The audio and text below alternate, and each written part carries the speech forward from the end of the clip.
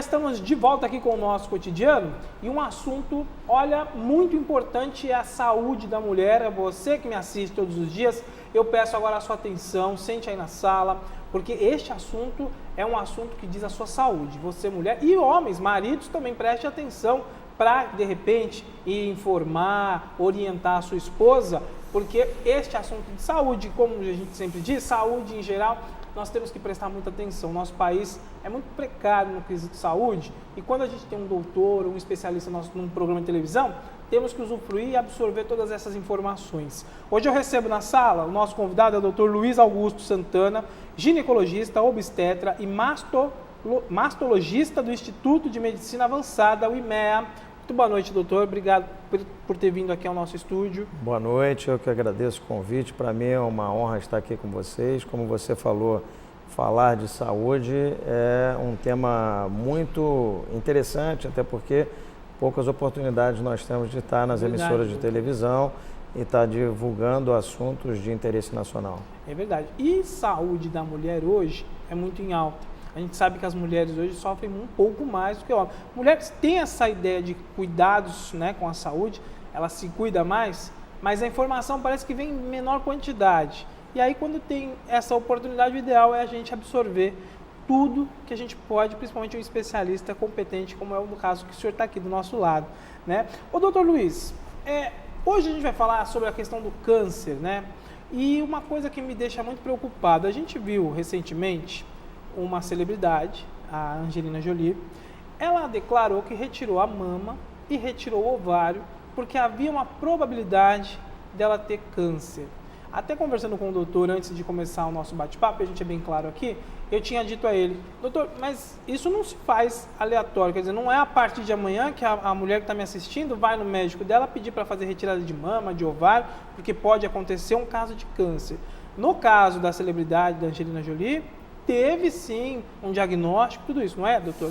Isso, é bom nós explicarmos aos telespectadores o caso em especial da Angelina Jolie, que nós até comentamos anteriormente, né? E esse caso nós chamamos até no meio médico de efeito Angelina Jolie. O efeito Angelina Jolie, houve uma difusão mundial em relação a esse caso, porque ela acabou tirando a glândula mamária. É importante citar que não retirou a pele, nem o complexo orelomamilar, nem o mamilo, foi tirada apenas a glândula, o que nós conceitualmente chamamos de mastectomia profilática ou mastectomia subcutânea, ou mais tecnicamente adenomastectomia. E ela posteriormente retirou também o ovário. Vale lembrar que existem marcadores oncogênicos presentes em pacientes que têm antecedente hereditário de câncer de mama e de ovário. Nem todas necessariamente vão ter a positividade desses oncogenes, mas algumas apresentam eles positivos. Esses dois oncogenes nós chamamos de BRCA1 e BRCA2, ou BRCA1, BRCA2. Esses oncogenes, eles estão presentes no cromossoma 17. Nós temos 23 pares de cromossomas, inclusive o cromossoma sexual, que no homem é o XY, na mulher é o XX. No cromossoma 17 pode ter alteração na presença desse oncogene, e quando se tem a presença desse oncogene positiva, existe a possibilidade em algum momento da vida dessa mulher dela vir a desenvolver o câncer de mama e o câncer de ovário. Não necessariamente que vá desenvolver, mas a Angelina Jolie em especial, ela tinha a mãe, a tia, que tiveram câncer de mama, inclusive faleceram desta doença, que é um caso até mais agravante para ela ter tido um alerta maior em relação a esse tipo de doença, né? Porque é hereditário, como o senhor está dizendo. Não totalmente hereditário. Não se diz que vai ter. Isso, né? exatamente. A probabilidade.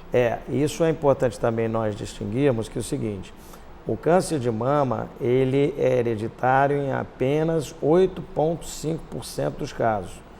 Porque as pessoas às vezes confundem, ele é sempre hereditário. Não, a maioria não é hereditário, ou seja, 91,5% dos casos, ele é casual. ele ocorre sem ter nenhum antecedente hereditário. Estamos todos, né, vulneráveis a ele. Exatamente. Porém, nesses casos em que você tem uma positividade para o Oncogen, esse que eu já citei anteriormente, existe uma chance maior de 8,5 vezes maior do que a população em geral. No caso dela em especial, ela optou por fazer a cirurgia profilática exatamente para evitar de ter a ocorrência dessas duas patologias, o câncer de mama e o câncer de ovário. Entendi. Ou seja, ir ao médico, que você já está acostumada, fazer os seus exames periódicos para constatar se há ou não a necessidade de tal cirurgia. Porque nem sempre é necessário a retirada, né, doutor? Isso. Não precisa se apavorar. Claro, tem problemas de saúde, causa um problema de saúde, como o doutor explicou, pode levar até a fatalidade da morte, pode. Mas tudo isso quem vai fazer é o especialista com diagnósticos e exames. Isso. Vale falar. Ressaltar um dado de importância que esses marcadores genéticos são exceção, porque na verdade o custo é elevado e não é feito com medicina de massa. O que nós temos que preconizar num programa de audiência nacional como o de vocês é que realmente se incentivem o rastreamento precoce do câncer de mama, que é feito através da mamografia seriada, ou seja, preconizada pela Sociedade Brasileira de Mastologia, que seja feita a partir dos 40 anos de idade anualmente. É uma vez por ano que faz o exame. Uma vez por ano, a partir dos 40 anos de idade. Preste atenção então, gente, você, mulher independente dela estar sentindo qualquer problema ou não. E vale também aquele autoexame, né, doutor? Isso. Tem que fazer, né? Um dado para ressaltar em relação ao autoexame, até para desmistificar um pouco essa metodologia de pesquisa, é que o autoexame ele não se presta para fazer diagnóstico precoce. Porque quando a mulher ela vem a palpar um nódulo, ele já está necessariamente com cerca de 1 a 2 centímetros de tamanho. Então ele não é mais precoce, não é um diagnóstico precoce. Já está evoluído. Ele já está evoluído. O que nós queremos diagnosticar é o câncer na sua etapa ainda bem inicial, que nem o nódulo ainda está formado, o que nós chamamos de câncer inicial. Esse câncer inicial, ele não é palpável, ele só pode ser diagnosticado através do exame mamográfico. O autoexame não vai conseguir detectar. Nós incentivamos a realização do autoexame das mamas, porque, na verdade, como existe uma dificuldade em alguns locais para a mulher fazer o exame de imagem, seja ele a mamografia, seja ele a ultrassonografia mamária, que até a gente vai comentar depois, e a ressonância nuclear magnética, que também são exames que estão inseridos na semiologia de imagem para a mulher, esses exames, eles têm que ser feitos de forma periódica. A mamografia, ela deve ser difundida amplamente difundida. Existe, inclusive, uma lei federal que permite à mulher que ela exija a realização do seu exame mamográfico anualmente a partir dos 40 anos. Muito importante, preste atenção nesses dados, pessoal. Doutor, o câncer de trompas e ovário é considerado um câncer bastante letal, ou seja, ele tem poucas chances de cura ou não? O câncer de trompa, ele é raríssimo. Não vale até apenas a gente mencionar, entendeu? Agora, o câncer de ovário, como você muito bem falou, o câncer de ovário, ele é raro, porém, o índice de letalidade dele é muito grande, porque ele é difícil de ser diagnosticado. Ele é diagnosticado normalmente através de exame de imagem, que nós realizamos e deve ser realizado em toda mulher no período menopáusico, a ultrassonografia transvaginal seriada, de preferência com Doppler colorido, porque nós vamos ver a vascularização do ovário. Porque essas mulheres já estão no período menopáusico e nesse período já tem a subtração da menstruação, dos seus ciclos menstruais, e fica difícil, se ela não comparecer regularmente ao médico para fazer o seu preventivo ginecológico, deixar de fazer o exame de ultrassom. Então, além do toque vaginal que o médico executa durante a realização do exame preventivo, ele também deve solicitar uma ultrassonografia transvaginal para avaliação do ovário, que normalmente, no período menopáusico, ele está atrofiado e até dificulta, às vezes, a palpação. Porém, quando existe a ocorrência de algum tumor maligno no ovário, ele começa a aumentar de tamanho. E esse aumento de tamanho pode ser diagnosticado pelo toque ao ginecologista fazer o exame e também através do exame ultrassonográfico. Fato é que não dá para perceber quando ele está se desenvolvendo através da avaliação pura e simples da mulher, porque ele está dentro da pelvis. Então ela não consegue identificar. Certo. Então é de avaliação difícil, ele é realmente um câncer que tem um índice de letalidade muito grande e o seu poder de disseminação dentro da pelvis e do abdômen é muito maior, é muito grande. Mas ela sente algo que avise? Nem sempre, porque ele é um tumor silencioso. Ele é silencioso. Então, normalmente, quando costuma dar dor, ele já está de tamanho muito grande e começa a comprimir os órgãos circunvizinhos, como a bexiga, o reto. E é onde ela vai sentir a dor. Exatamente. Aí, normalmente, o diagnóstico passa a ser tardio. Então, é importante difundir que se faça rotineiramente a ultrassonografia transvaginal quando a mulher vai ao ginecologista e ela vai fazer os exames periódicos dela.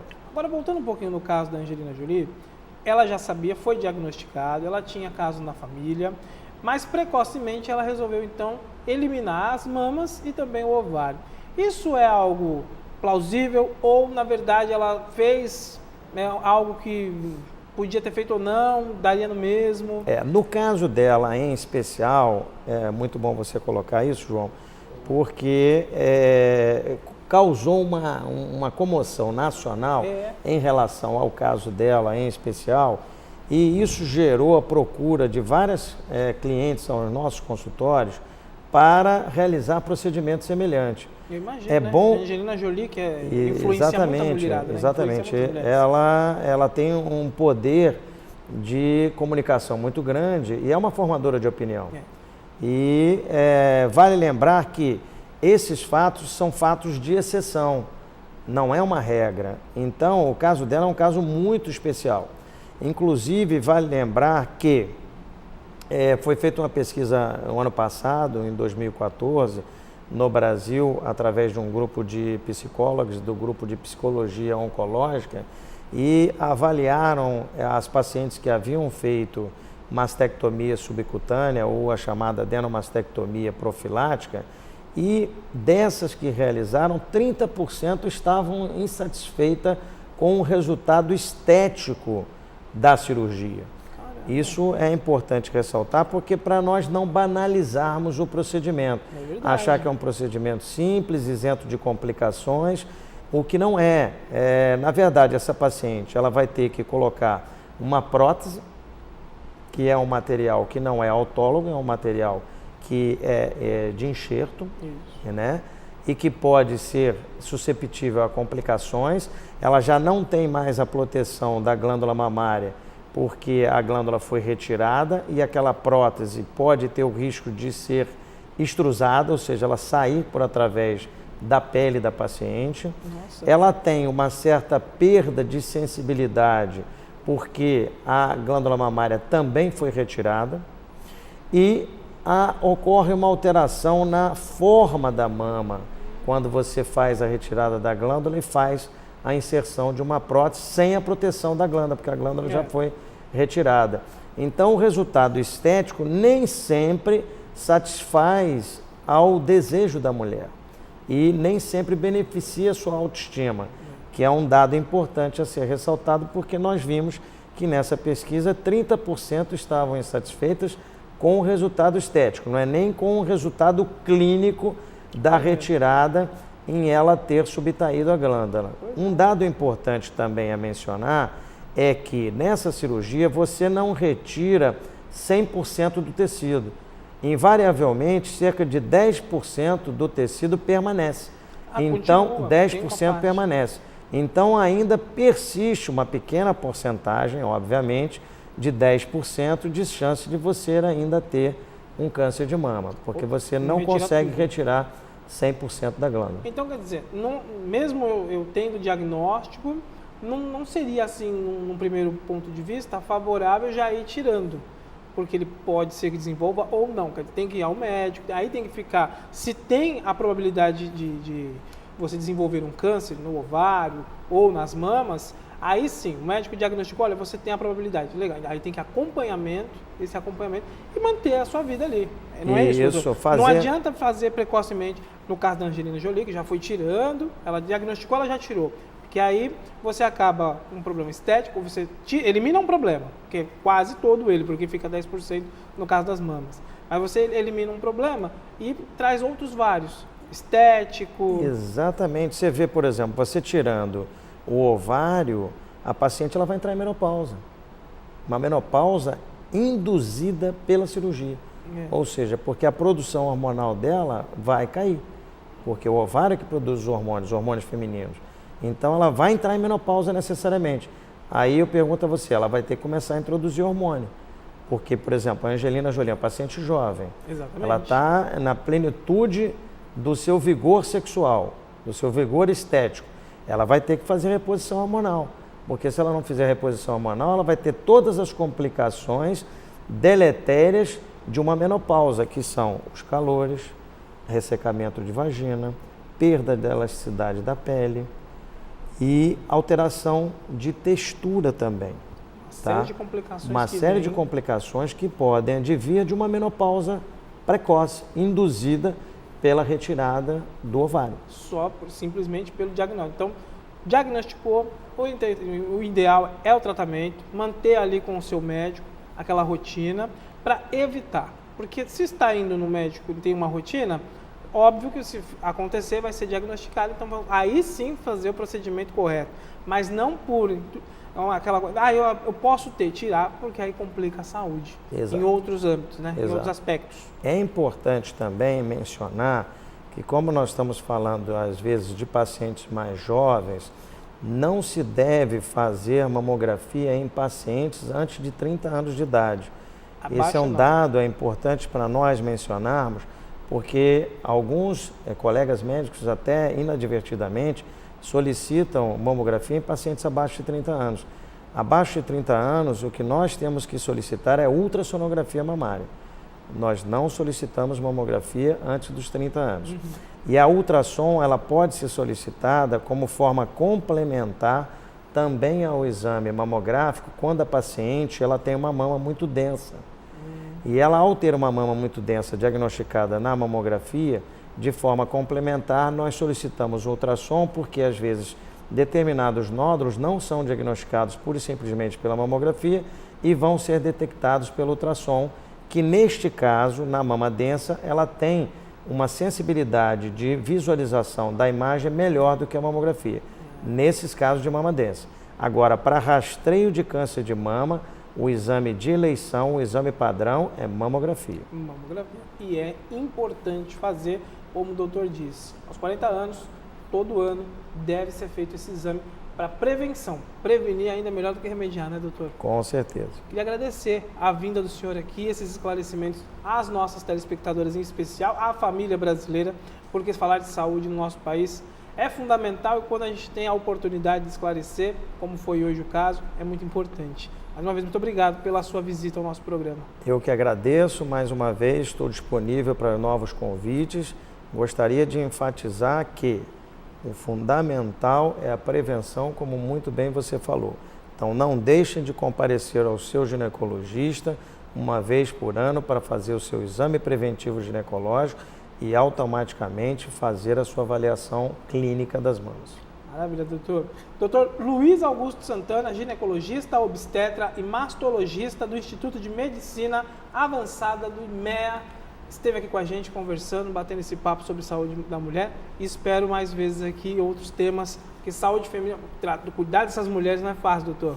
É uma tarefa bem difícil, São mas teimosas, é gratificante. Né? São teimosas, né? Exatamente, São teimosas, mas é gratificante. Temos que cuidá-las, né? Exatamente. É uma das nossas razões de viver.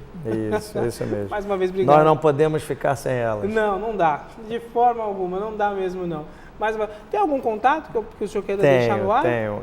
O contato que eu queria passar é do Instituto de Medicina Estética Avançada, que fica na Barra da Tijuca, Legal. ali no edifício Rio de Janeiro, no Centro Empresarial do Barra Shopping, sala 101. É bem localizado. Isso. Né? Bem localizado lá. Telefone de contato?